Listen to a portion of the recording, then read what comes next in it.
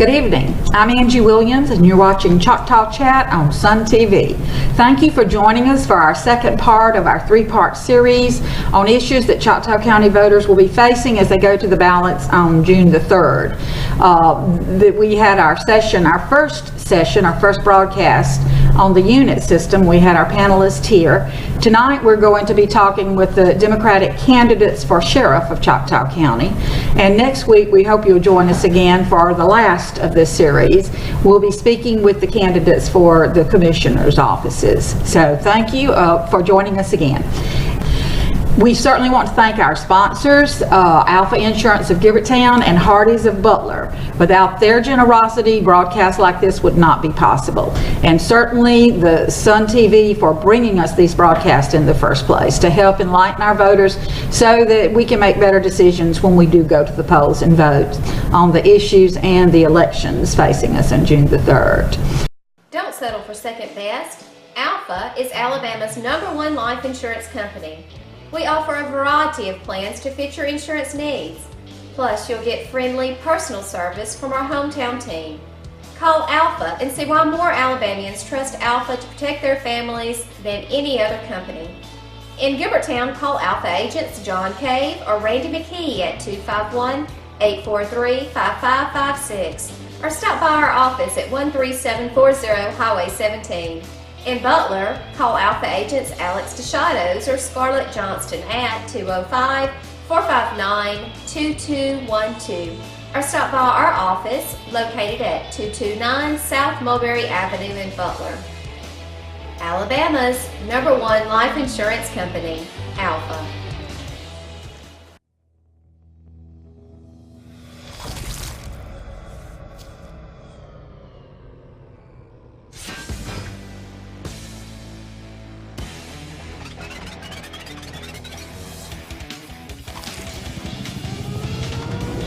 Back to work. The Western Extra Bacon Thick Burger at Carl's Jr. and Hardee's. See X-Men Days of Future Past in theaters May 23rd.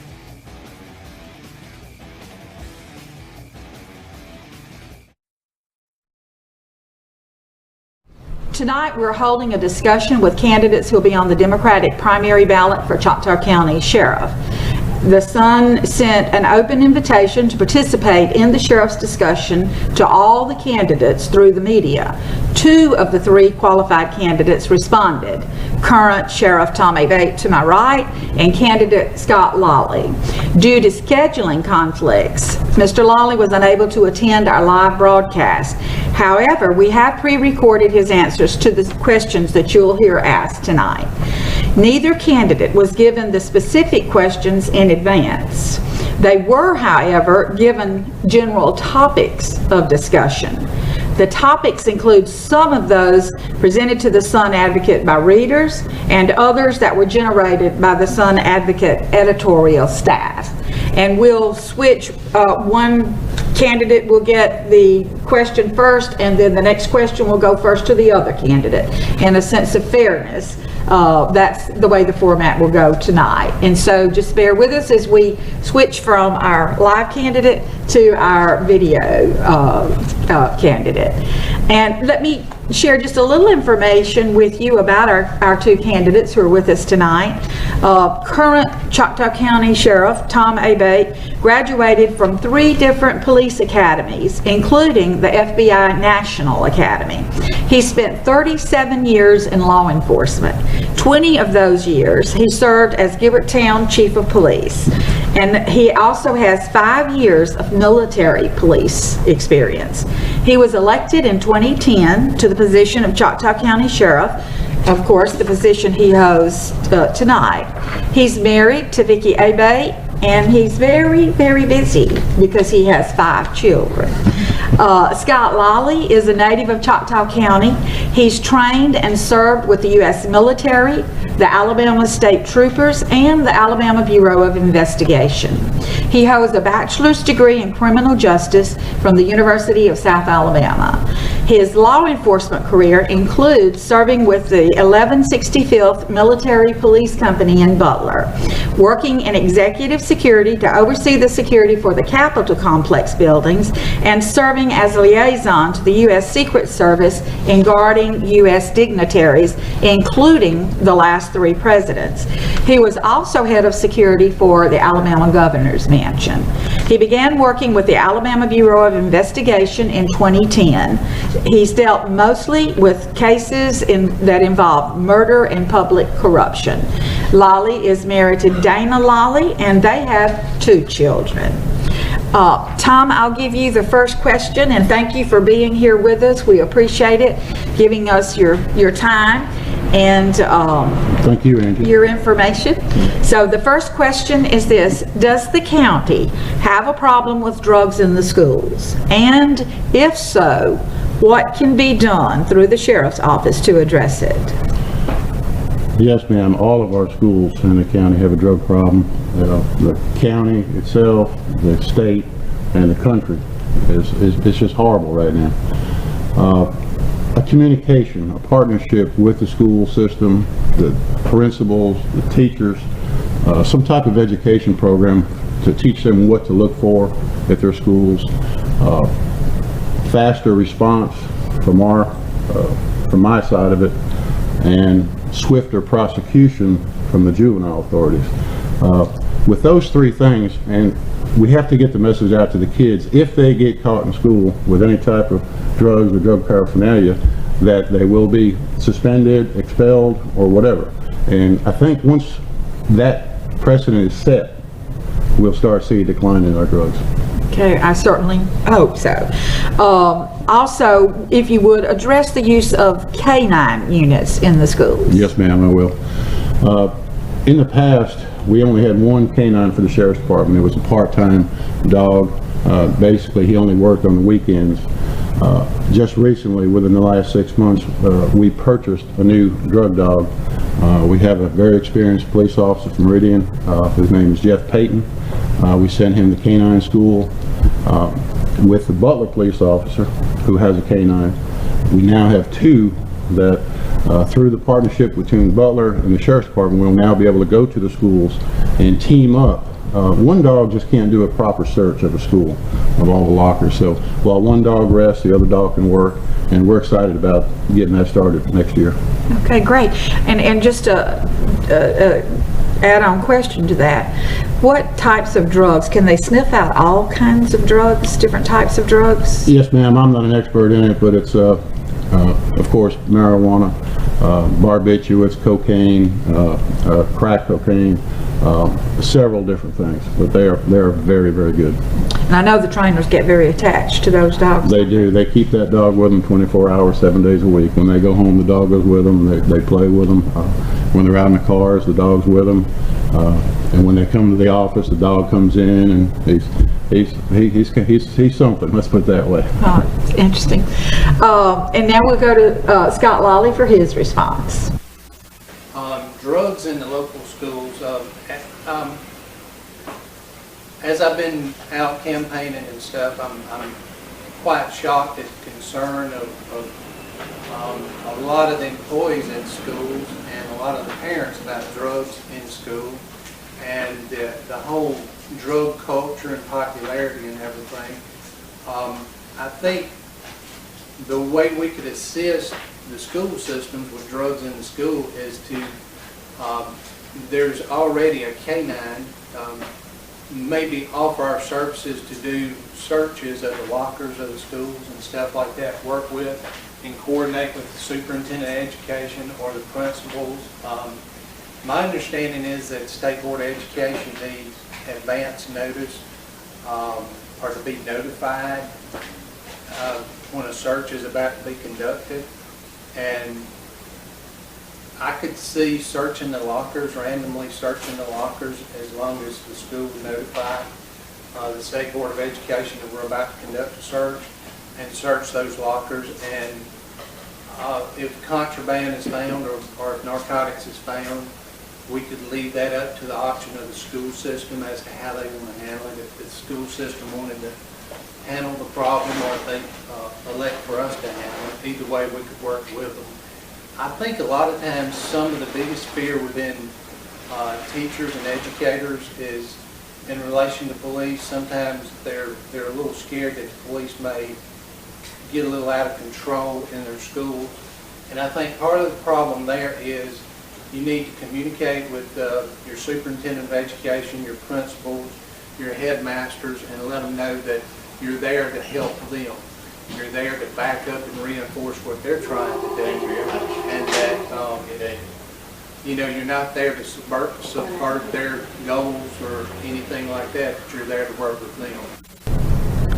Our second question will go first to Scott, so we'll be going back to him for video after I ask the question. And it is, how important do you think the use of K-9 units are to the county law enforcement, and do you see adding more such units in the department?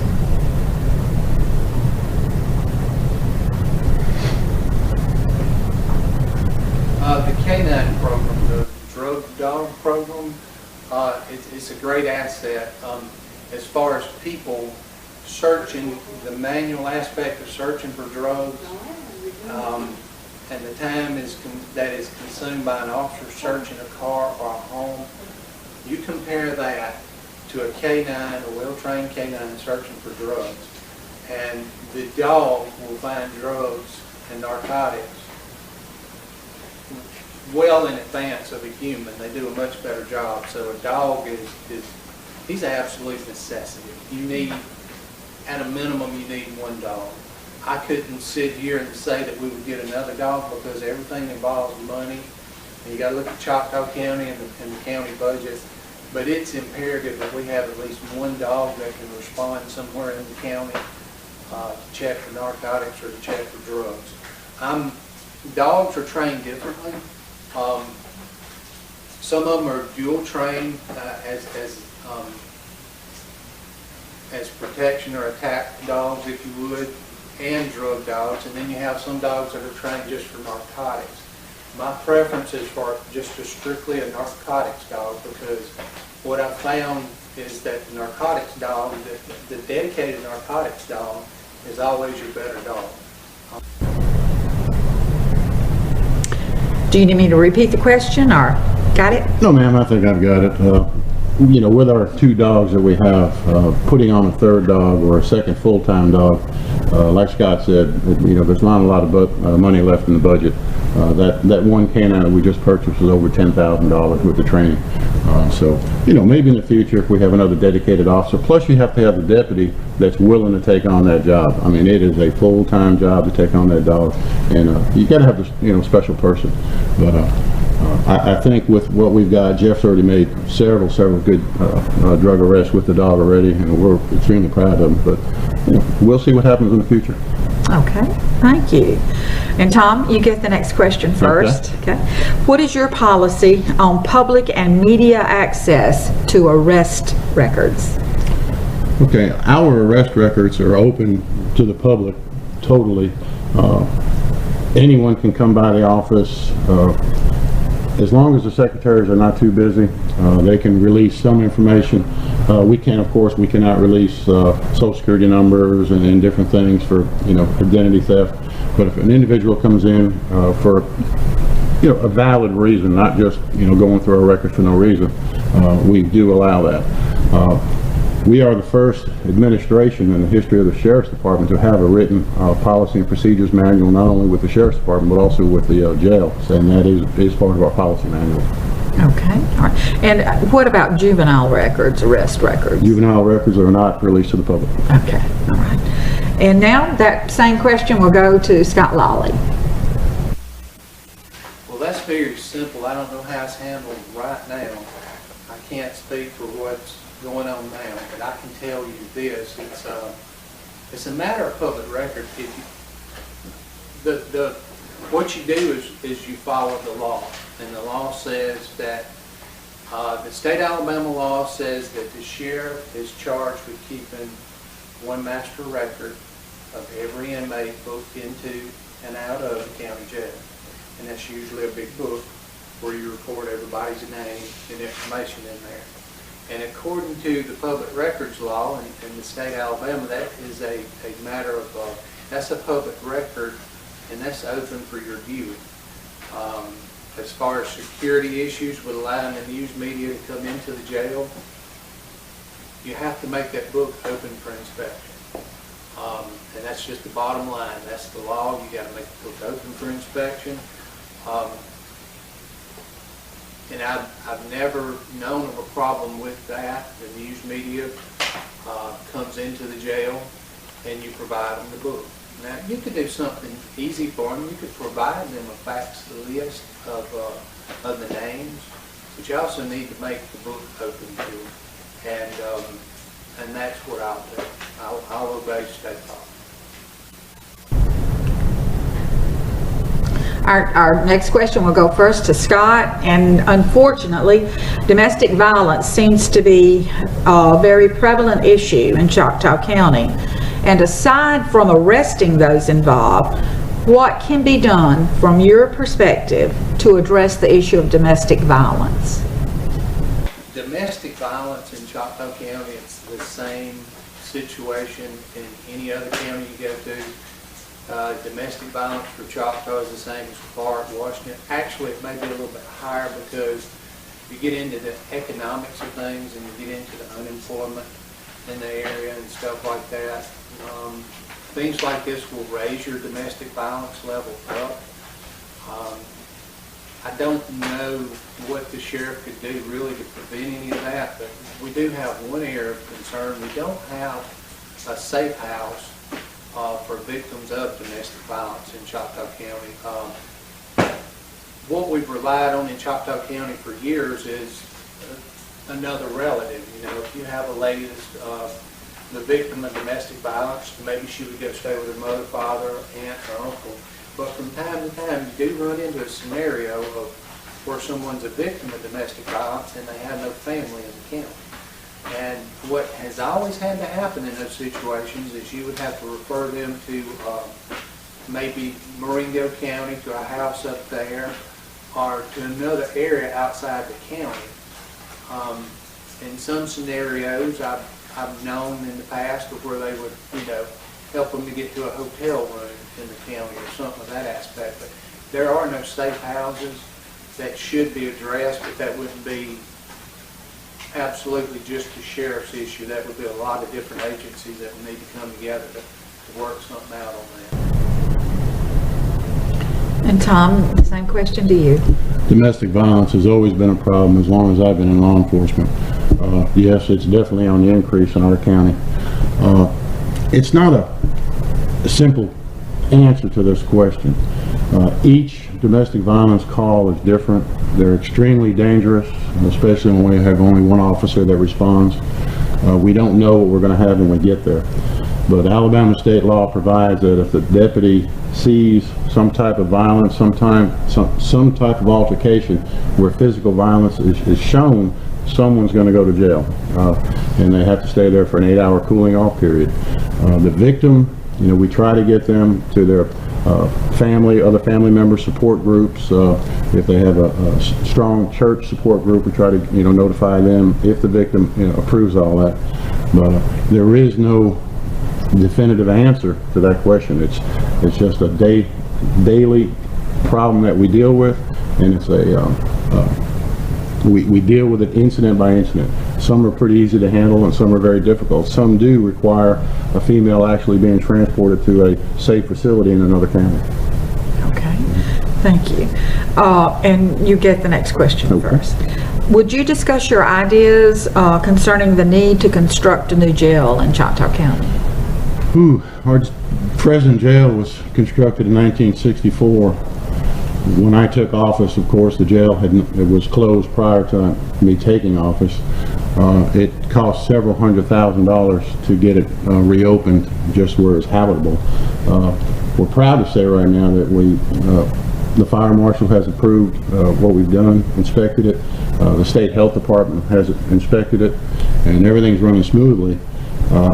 Sooner or later, we're going to have to find the funds to construct the jail. It's falling apart. We have a monthly maintenance bill for plumbing and just things that break down all the time.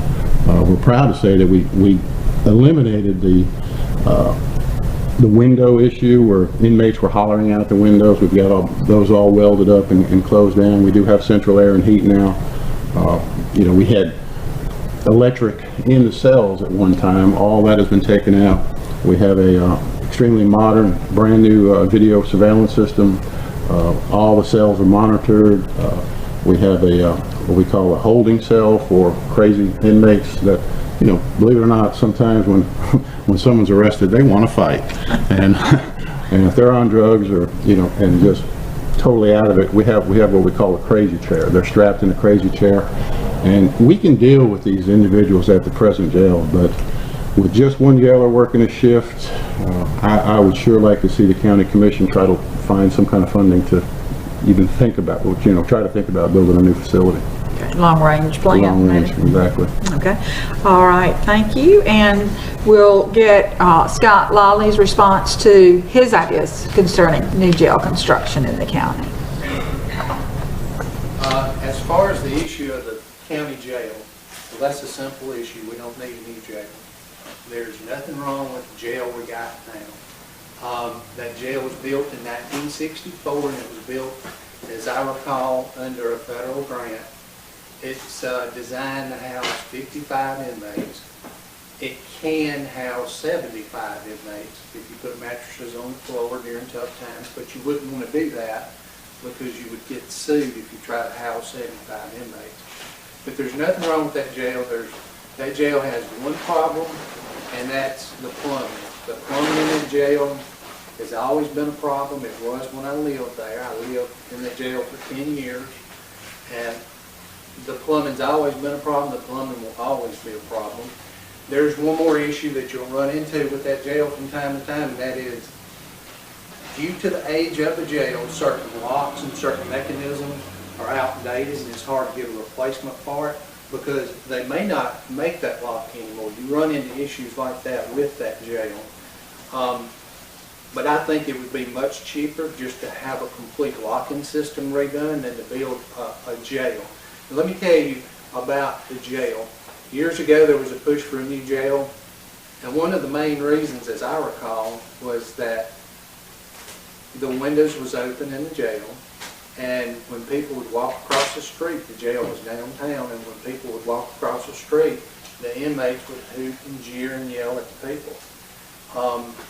And I got to admit, I wasn't a fan of air conditioning inside the jail, but I'm looking at that was done 8 years ago, and that remedied a problem. Yeah, they got air conditioning, but it also remedied a problem because now the windows are down in the jail, and they can yell all they want, and you can't hear them out in the street. So even though I didn't agree with the air conditioning 8 years ago, I can see another benefit of the air conditioning now. That eliminated that problem. The windows in the jail can be let down. You got more control over what they're doing. They're not yelling at people walking down the street. And as I see it, the only problem with that jail right now is plumbing, and maybe some old mechanisms. That jail needs some updates. The camera system in that jail is inadequate. They need a better camera system in that jail, but we do not need a new jail. And now we're going to take a short break to thank our wonderful sponsors, Alpha Insurance of Gibbertown and Hardee's of Butler. We'll be right back. Don't settle for second best. Alpha is Alabama's #1 life insurance company. We offer a variety of plans to fit your insurance needs. Plus, you'll get friendly, personal service from our hometown team.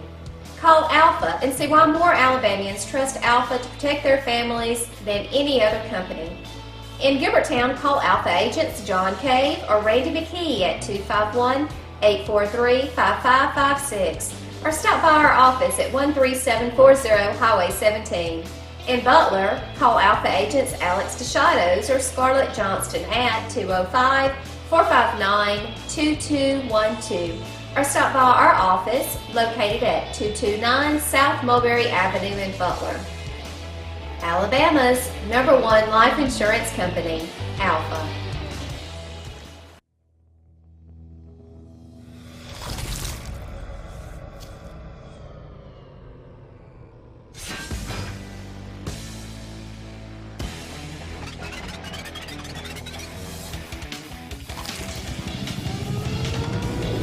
Back to work. The Western Extra Bacon Thick Burger at Carl's Jr. and Hardee's. See X-Men Days of Future Past in theaters May 23rd.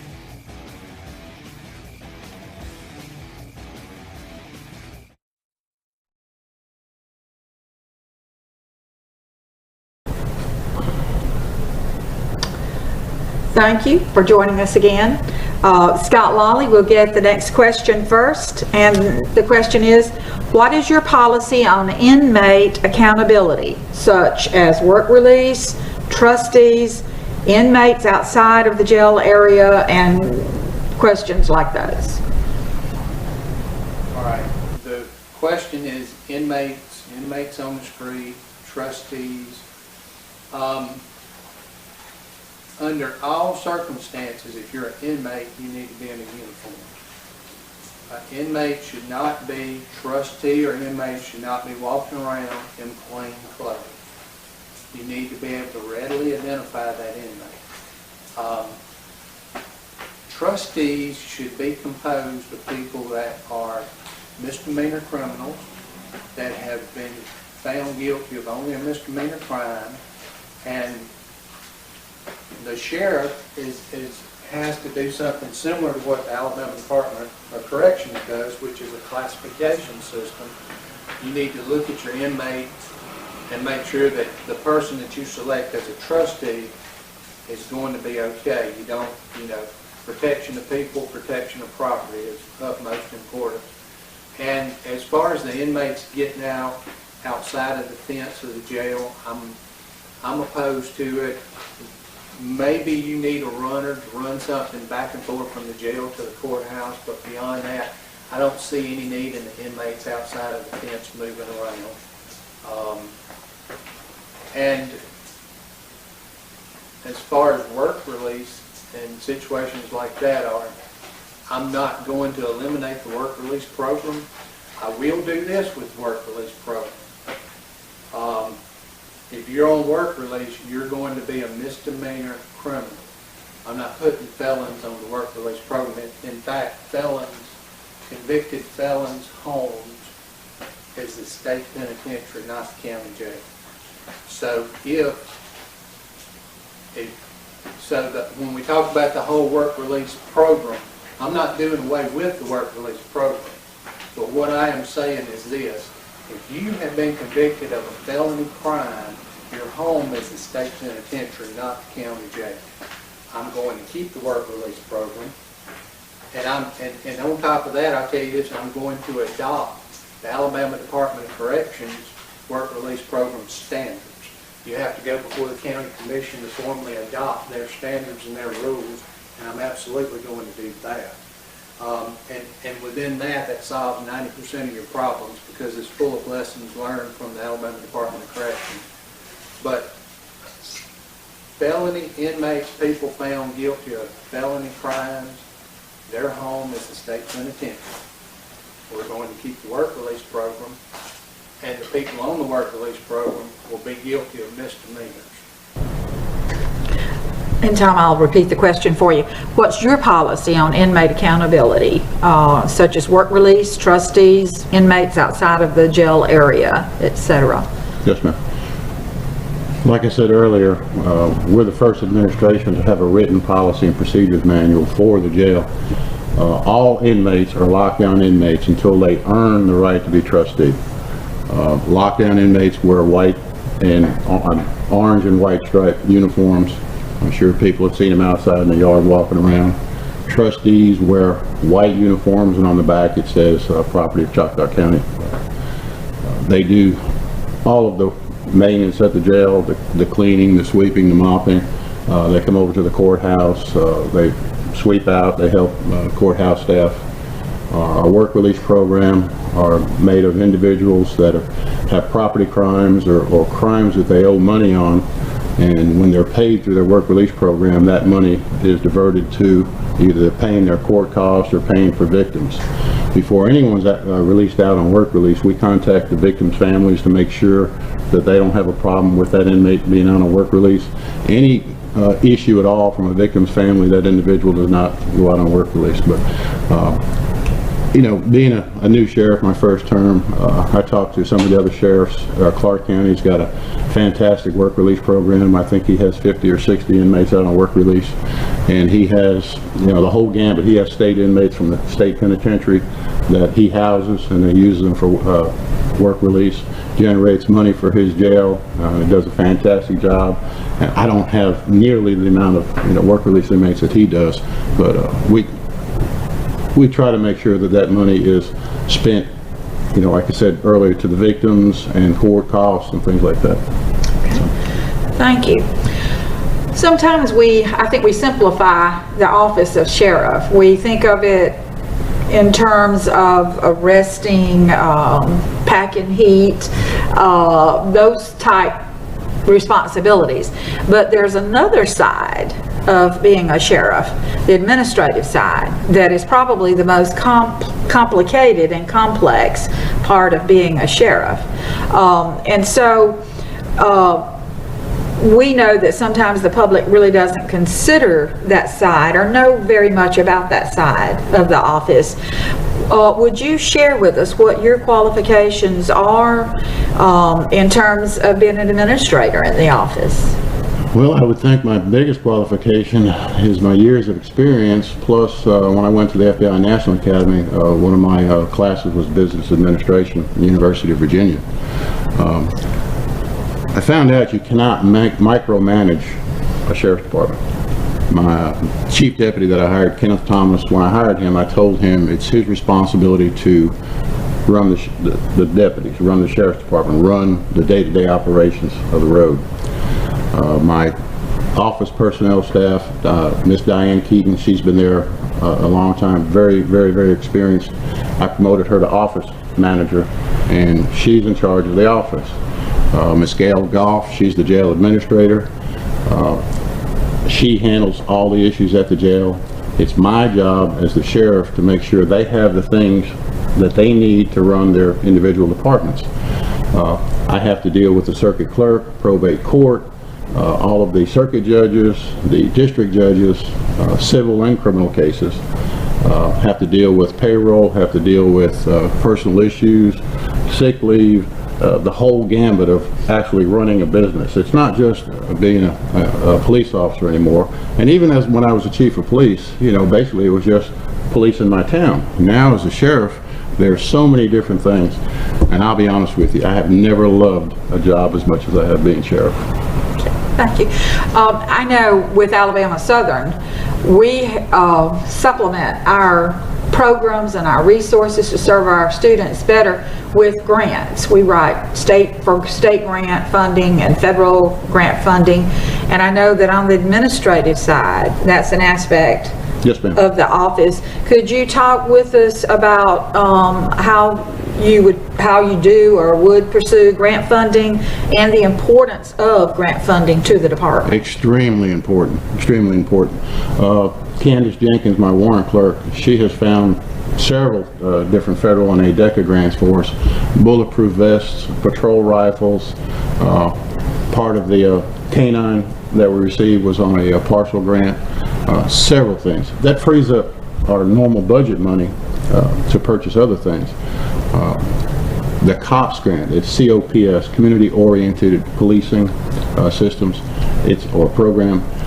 They're very, very difficult to get, and you have to have a budget where if you do get a COPS grant for a police officer, that means if you get a COPS grant and you hire an additional police officer, the first year it's free, the second year they pay 75%, the third year it's 50%, and then the fourth year the county has to take it all on.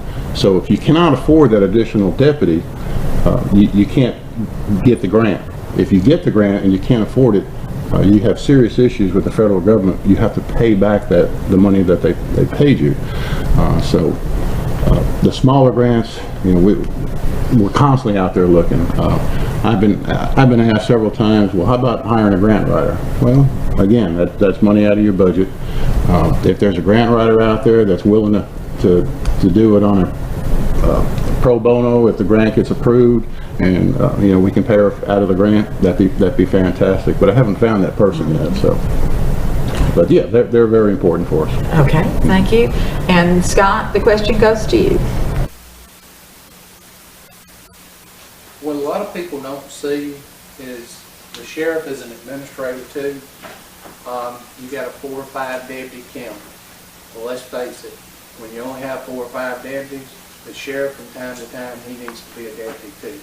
But behind the scenes in that office, a lot of times what you don't see is the whole administrative aspect that goes on in the sheriff's department.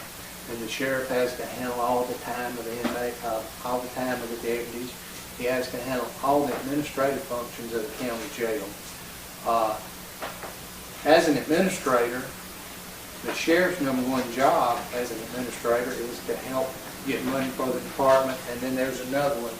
He should help keep the liability off of the county as much as possible. You know, attempt to prove your sheriff's department and your county jail as well as you can against lawsuits.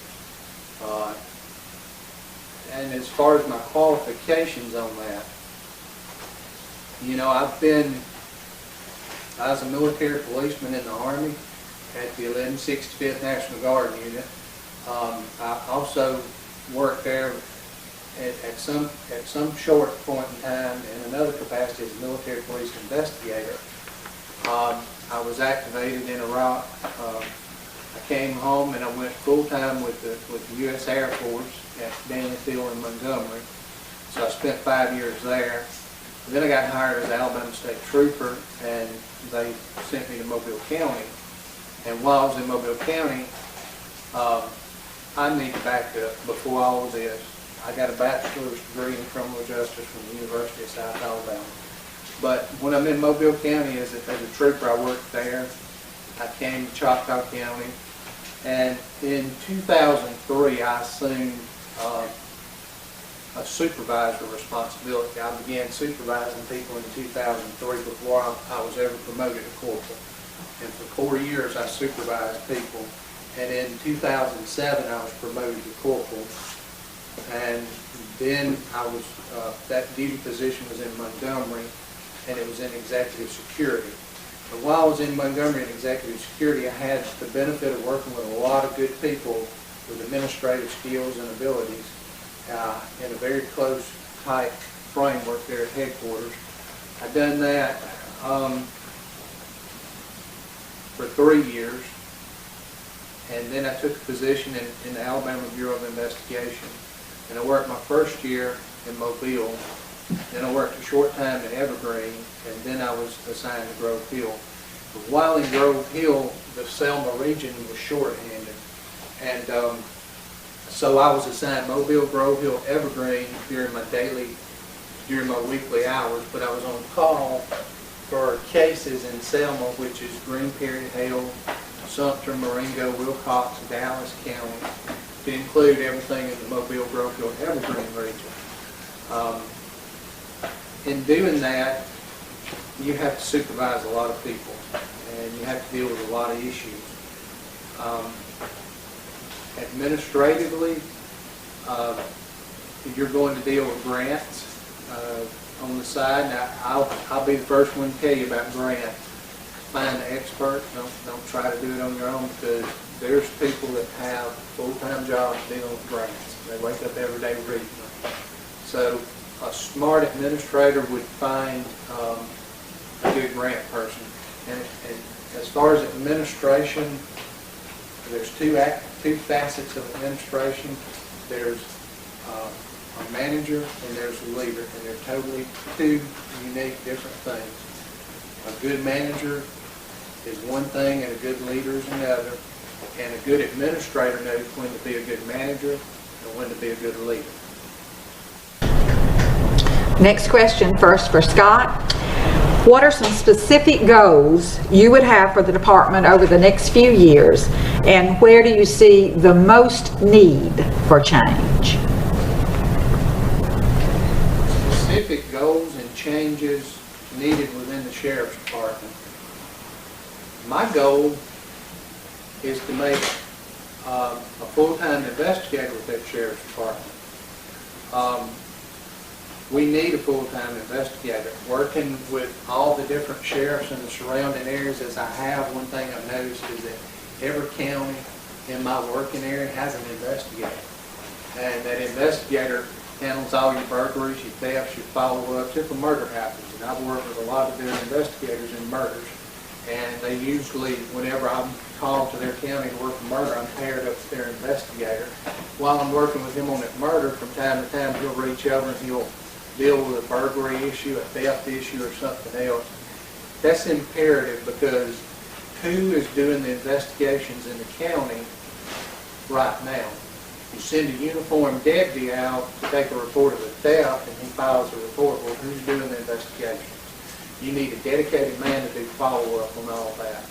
And that's one goal. And another goal, and it's the goal that I'm about to mention, is it's a far-reaching goal, is that I want to look into federal funding. I don't know how well that'll work because you're dealing with the federal government. There's always red tape there, and they have certain requirements from year to year, but I want to look at federal funding. And I say federal funding because I know the county can't afford this. So I'm trying to outsource and find my funding for it. But we need, if I can get a federal grant, I want to hire 2 more officers and create a narcotics unit within the Sheriff's Department. Not only do I want to create a narcotics unit within the Sheriff's Department, but I would love to secure an apartment along Vanity Fair in one of those apartment complexes. Hopefully, one of the apartments there would loan us an apartment and put those 2 narcotics agents in that apartment. And the reason why I say that's about 30% of the county's calls go to the apartment complexes on Vanity Fair Drive.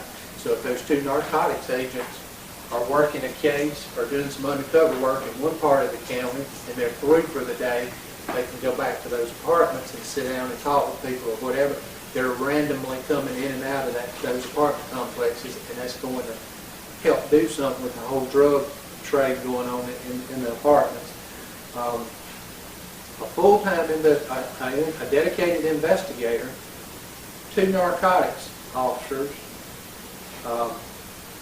those are the goals that I see that need to be reached, and the immediate changes that I see need to be reached. There's a lot of changes with the jail that I intend to have happen also.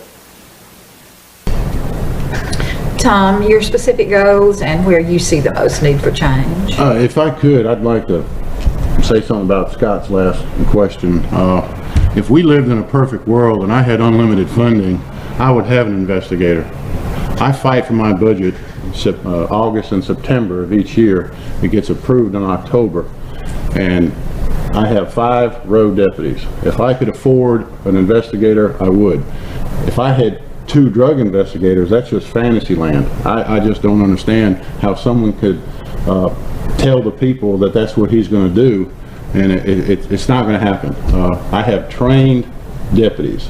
My chief deputy was a chief of police for almost 20 years. My sergeant is an investigator, was an investigator for the district attorney. Each major crime that we have, a lead investigator is selected to handle those cases. The cases are not forgotten about or whatever. I just feel it's wrong for someone to promise people something that they definitely can't deliver. I apologize about that, but what goals do I have? Yes. And where you see the most need for change. We've come a long way in the last 3.5 years. When I first took over, our vehicles had 300,000 miles on them. I was authorized to purchase 1 vehicle. I convinced the commission to lease 5 with the same amount of money for purchasing 1. That alleviated the maintenance on 4 of the older vehicles. All of the deputies now are uniformed. They all have the same uniform. They all have department-issued Glock 40 caliber weapons. They're interchangeable. All of their equipment is paid for through the Sheriff's Department. They have patrol rifles. They have shotguns. I know the needs of my deputies. I started as a road patrolman all the way down the bottom, and I worked my way all the way up. And I'm going to make sure that my deputies have what they need to do their job. And my goals for the future is to keep my funding up, keep fighting crime. Right now, we are a responsive or a reactive sheriff's department, which means we react to crime. I want to be a proactive sheriff. I want to be able to have some crime prevention programs, talk with senior citizens about senior protection, flim flam, a lot of programs that I'm thinking about, starting. It's been a long 3 years to try to get everything, how far we've come, excuse me. I'm very proud of where we are right now, and I know we can go a lot further. Okay, thank you. And Tom, we're going to let you have the next question first, all right?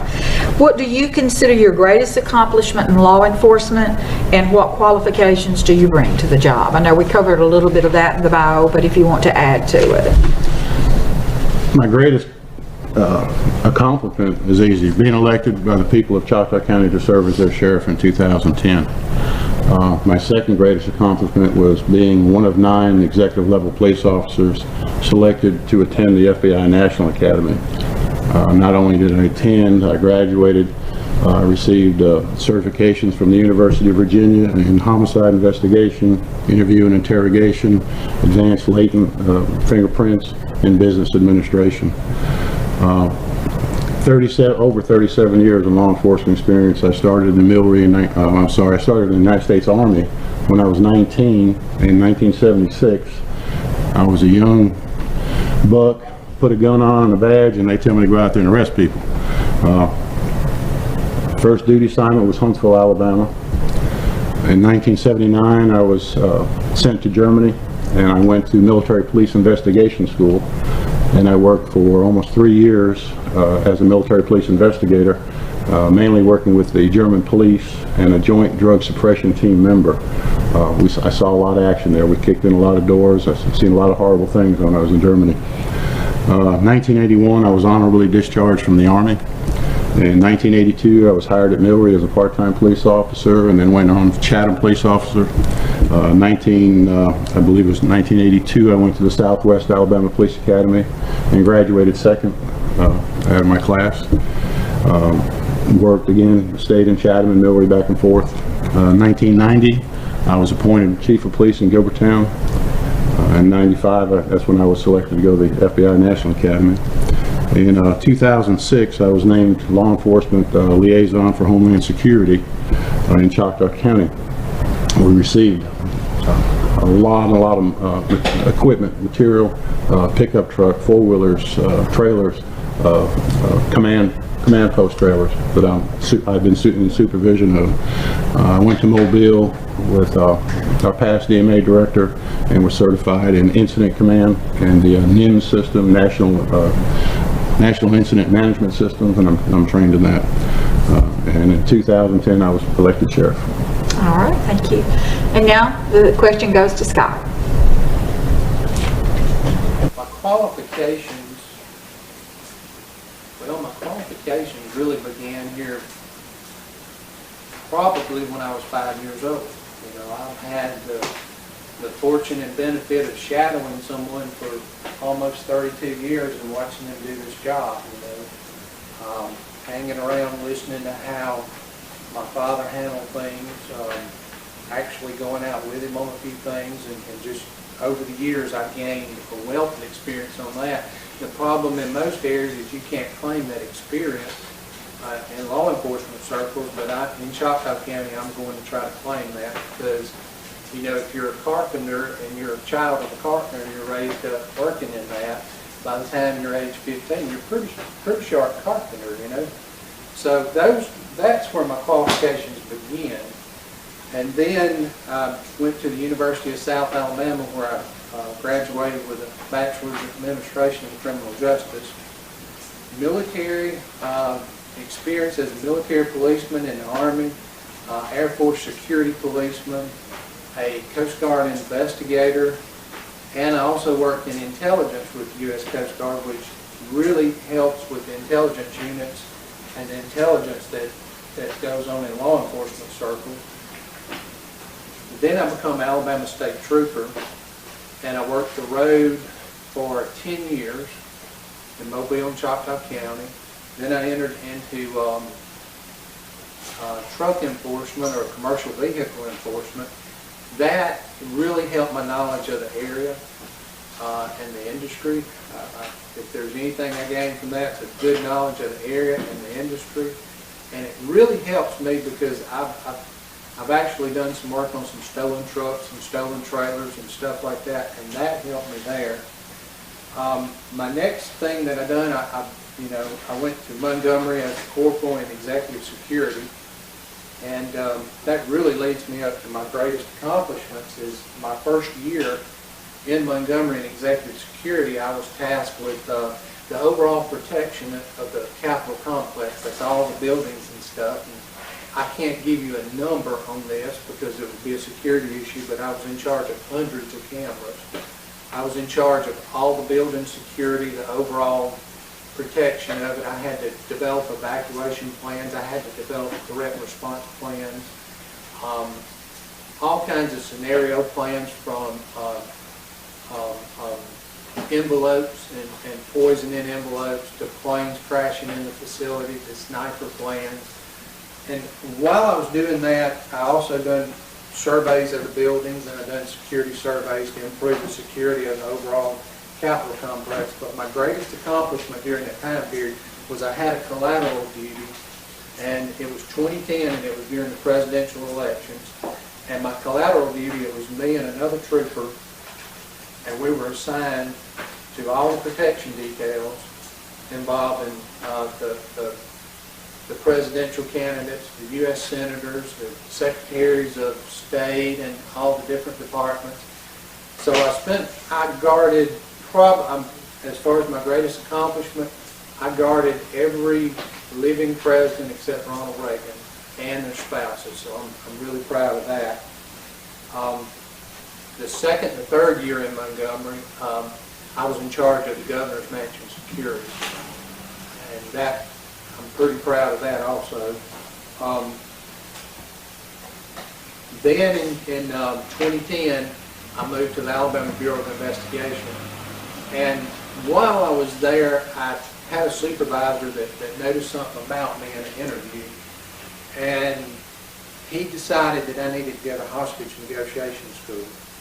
And I went to that school, and while I was in that school, they told me, they said, well, you may go 2 or 3 years without an actual hostage negotiation incident.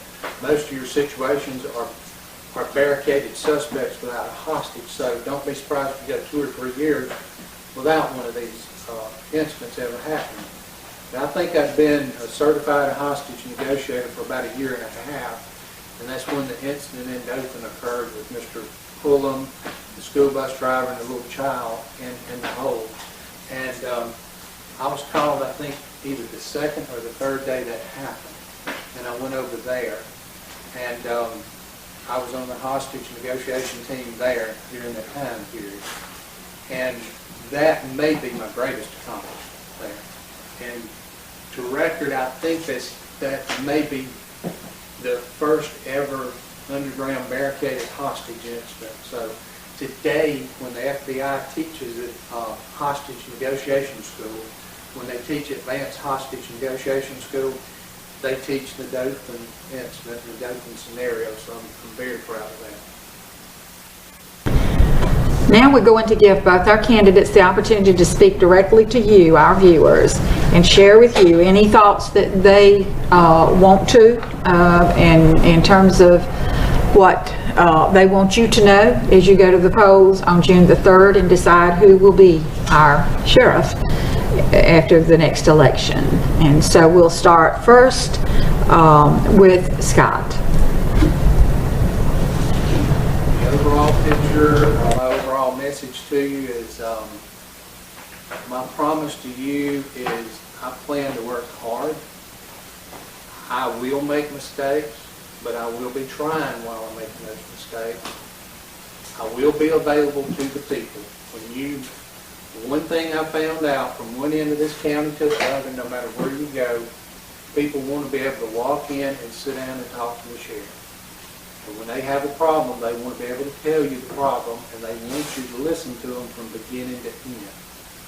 Now, you may know within 2 minutes that there's nothing you can do for them, but you need to hear them out from the beginning to the end. And something I've learned in that is that you might not can do nothing for them, but you hear them out completely to the end, and they may give you a solution to a problem you've already had that you didn't know the answer to. Or they may tell you of a problem that you have that you're not aware of. So my promise is hard work and to be available to the people.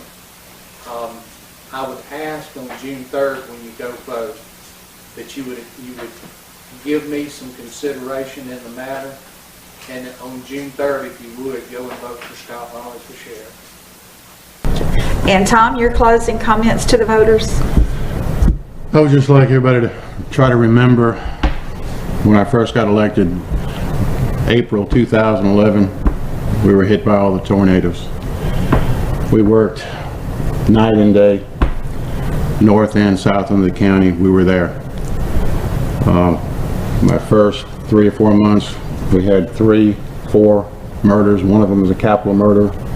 We worked those. We didn't have equipment. The jail was closed. I want people to remember how far we've come.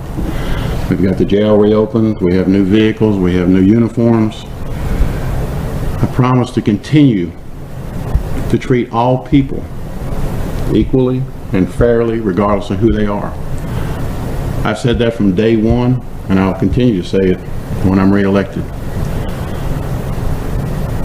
Individuals that are given favors to or treated specially just because of who they are or how rich they are, I've never condoned that, and I never will. I stand for, I have a line. If you cross that line, I'm going to do my job. And I hope the people have found that out in the last 3 years. On June the 3rd, if you want to continue the fight, keep our Sheriff's Department moving forward, I would ask you to vote for me, Tom Abate, as your next sheriff. Thank you. Thank you. And we thank Tom and Scott for taking the time to answer our questions, and Tom for being here, and Scott for videotaping his responses. Being sheriff is a very time-consuming job, and we appreciate not only your being here, but we appreciate the fact that you and Scott and the third candidate, Mr. McGrew, that you're willing to make that commitment to the citizens of Choctaw County. So we thank all 3 of you for caring enough to run for this office. Sure. And we wish all 3 of you good luck in the election. We certainly want to remember to thank our generous sponsors, Alpha Insurance of Gilberttown and Hardee's of Butler. Please go by and let them know that you appreciate their sponsoring broadcasts like this, so we can bring information to the voters, so we can make better decisions when we go to the polls as an educated populace. We certainly want to thank ChoctawSunTV for bringing us broadcasts like this. Without them and their commitment to the community, it would not have been possible. So thank you, SunTV. We certainly want you to join us next week. We will have a live broadcast again next week, 6 o'clock. Next Thursday, May the 22nd, and we'll be interviewing those candidates for commissioner's office. And so certainly want you to join us. We thank you so much for joining us tonight. We appreciate your concern for Choctaw County and appreciate the time that you've taken to tune in and learn more about the issues you will be voting on June the 3rd. So good night and God bless. And now we're going to thank our wonderful sponsors again, Alpha and Hardee's. Thank you. Good night. Don't settle for second best. Alpha is Alabama's #1 life insurance company. We offer a variety of plans to fit your insurance needs. Plus, you'll get friendly, personal service from our hometown team. Call Alpha and see why more Alabamians trust Alpha to protect their families than any other company. In Gilberttown, call Alpha agents John Cave or Randy McKee at 251-843-5556 or stop by our office at 13740 Highway 17. In Butler, call Alpha agents Alex DeShadows or Scarlett Johnston at 205-459-2212 or stop by our office located at 229 South Mulberry Avenue in Butler. Alabama's #1 life insurance company, Alpha.